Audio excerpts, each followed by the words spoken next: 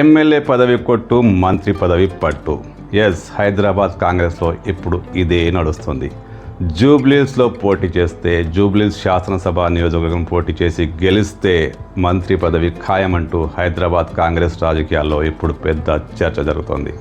అందుకే జూబ్లీహిల్స్లో పోటీ చేయాలి, గెలవాలి, మంత్రి పదవి దక్కించుకోవాలంటూ కాంగ్రెస్ నేతలు క్యూ కడుతున్నారు. శాసనసభ్యుడు దానం నాగేందర్తో సహా అనేక మంది సీనియర్ కాంగ్రెస్ నేతలు, యువ కాంగ్రెస్ నేతలు, ఫహీం ఖురేషి లాంటి నాయకులు కూడా అక్కడ పోటీ చేసి గెలవాలి, మంత్రి పదవి కొట్టాలని కసిగా రగిలిపోతున్నారు, మల్లగుల్లాలు పడుతున్నారు. కాంగ్రెస్ నుంచి ఎలాంటి హామీ లేదు, అక్కడ గెలిస్తే మంత్రి పదవి ఖాయమంటూ ఎలాంటి ప్రకటన రాలేదు. కానీ రాజకీయ సమీకరణాల భాగంగా హైదరాబాద్లో కాంగ్రెస్ బలపడాలంటే అక్కడ మంత్రి పదవి గ్యారంటీగా ఇస్తారంటూ కాంగ్రెస్ నేతలు నమ్ముతున్నారు. అందుకే జూబ్లీహిల్స్లో పోటీ చేసి అక్కడ గెలిచి ఖచ్చితంగా మంత్రి కావాలని చాలామంది కాంగ్రెస్ నేతలు కలలుగంటున్నారు, అధిష్టానంపై ఒత్తిడి చేస్తున్నారు.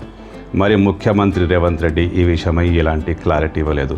కాంగ్రెస్ అధిష్టానం ఎవరికి టికెట్ ఇస్తుందో ఇంకా క్లారిటీ లేదు. కానీ మంత్రి పదవి కోసం ఆశపడుతున్న కాంగ్రెస్ నేతలు మాత్రం జూబ్లీహిల్స్ కోసం మల్లగులాలు పడుతున్నారు.